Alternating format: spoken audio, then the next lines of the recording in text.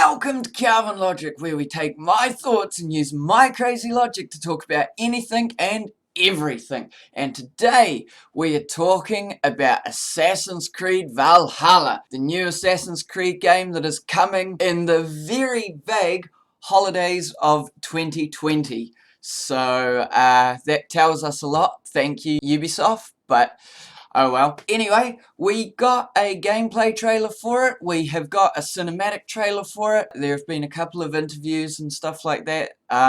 So I thought I'd give my opinion on the trailers, on what we know about the game, and my thoughts towards this. So yeah, I'll put the footage of both trailers in the background and just, like normal, spout off rambly stuff about the topic. So here we go. So first of all, I want to say that these trailers both look stunning, and I mean stunning. They look amazing. The cinematic trailer came out first. From looking at the gameplay trailer, they actually look like very similar. And that's not surprising considering that this game is actually coming out on all consoles so far. So your Xbox One, your PlayStation 5, stuff like that. But also it is going to be more geared towards the next-gen console, so specifically the Xbox X series, which is cool. Yeah, so this trailer looks amazing. Throughout it actually kind of reminds me of, I reckon Ubisoft has actually taken some inspiration from a couple of areas. One being the Vikings TV show. They definitely, I noticed that, these Vikings don't have those horned helmets on and stuff like that, which real life Vikings predominantly, if at all, didn't have, so that's cool. And just in the way some of the main Vikings looked and stuff like that, it did remind me a lot of the Vikings TV show, which is a great show. They said that they were trying to go for a more, a very realistic Viking experience, which is awesome.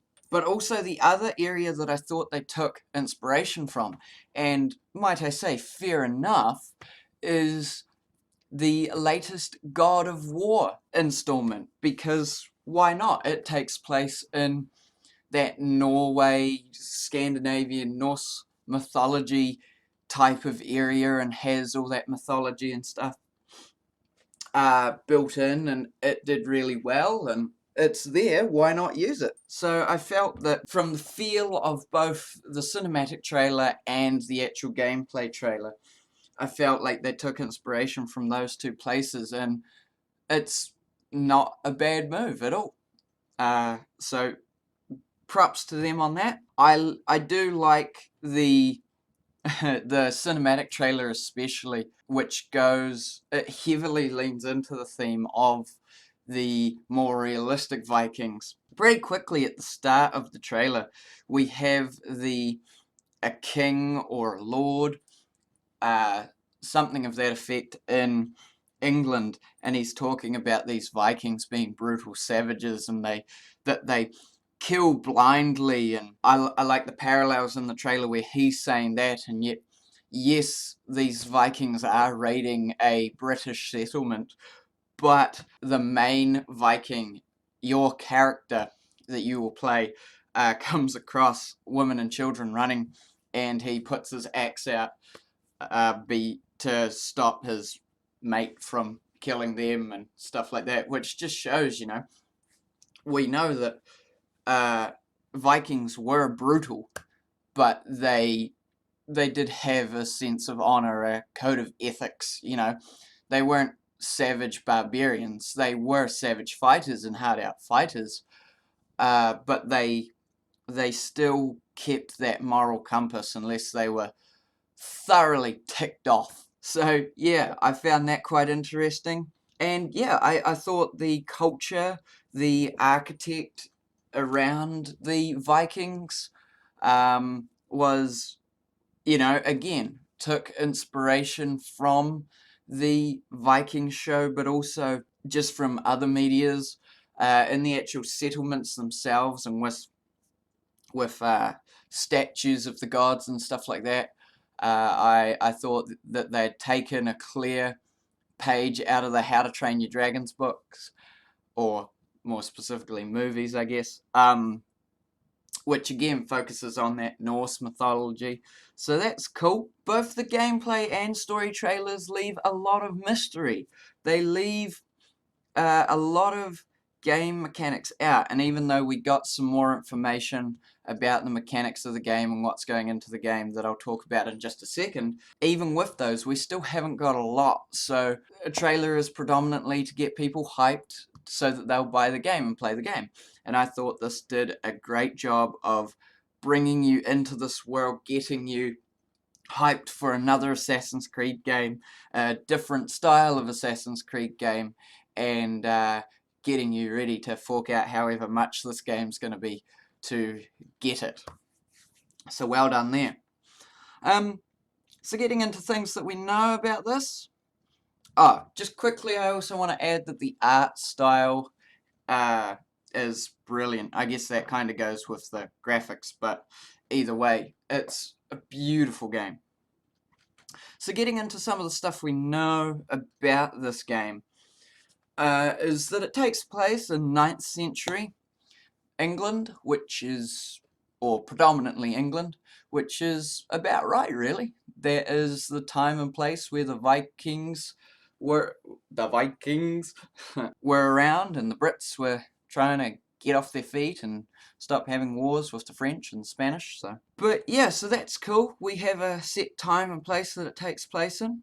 I think one of the cool things that stood out to me in the talks about this game is that one of the key mechanics is going to be that you build a settlement. So the whole, or not the whole, but a big chunk of the premise is that you are the leader of your tribe, of your little band of Vikings in Norway, and because there is getting less and less resources and constant war with other Vikings and stuff like that, you decide that you want to move. You decide you want to find a better place that is more resources, longer lifespan, all that kind of stuff for your community. You start off in Norway, and that's where you start the game, but then you go to the Britannia and you start a settlement, and a big part of this game will be building up that settlement, you know, building taverns and barracks and town halls and all this kind of stuff. And I think that this is an amazing idea.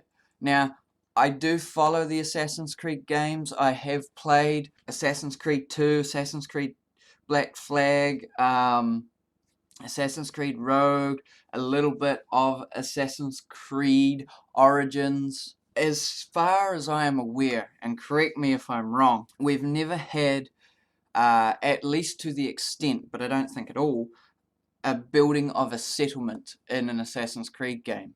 And if we have, it hasn't been to this extent where this is a main, what they're calling a main pillar of the game. So I'm thoroughly looking forward to that. And this game is heavily customizable with the armor and outfits and gear you have, from the weapons you have, from the things on your longboats, to everything and anything pretty much, which is amazing. The Ubisoft, I think, has been doing a great job lately of expanding the customization and dabbling in that, and really bringing it to intensely amazing levels, as I'll say. So I'm looking forward to what they're going to do with that in this game. On top of building a settlement, this game is going to rely heavily on diplomacy and politics. Now, that's not to say that you're not going to be able to go around and kill people, but it's more meaning that a focus of the game, and a big focus of it, is going to be the decisions you make, the and the people that you interact with and what you choose to do with them will have long-lasting effects within this game. So if you decide to kill a bunch of people who haven't done anything to you, then, well, that's probably going to be a strike against your name in some capacity. But if you decide to let them go, they might help you out in the future.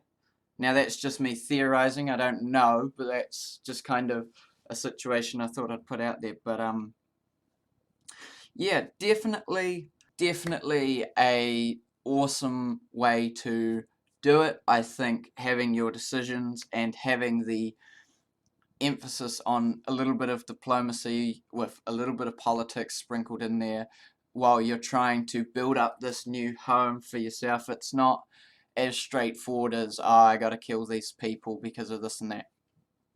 So that's fun. As I've said, lots of character customization.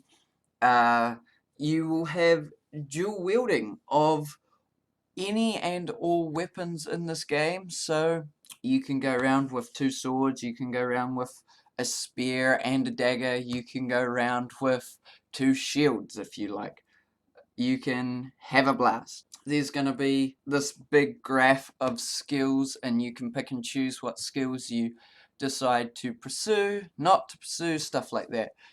So heavy customization in this game, which is awesome. This game also reminds me a little bit of Black Flag, in the sense that even though there's not going to be huge amounts of naval combat, and the longboats aren't going to be like your pirate ships in Black Flag, they are putting a big emphasis on exploration in this game. So you can go out in your longboats, and even probably on land, and just have fun, explore, you know, not worry about the actual story for a second, and just, or even if you finish the story, you know, just go and explore and find new and amazing things that continue to build the world.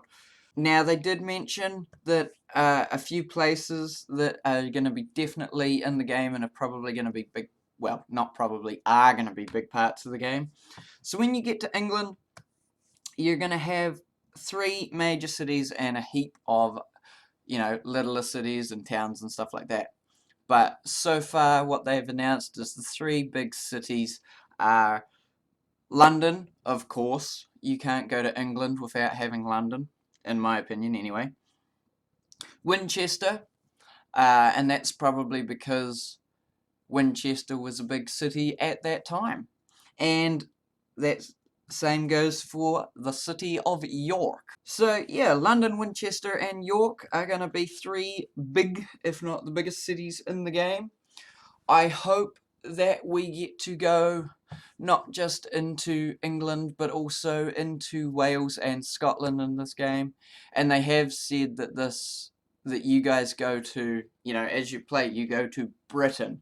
They've clearly classified it as Britain, not England. Yeah, I'm looking forward to that. One thing that I saw another YouTuber mention when he did his reaction to the official first trailer, just the announcement trailer, was that he didn't think, and based on everything we know, he's actually probably right, but there's probably not going to be a huge focus on the Norse mythology, or any mythology for that matter.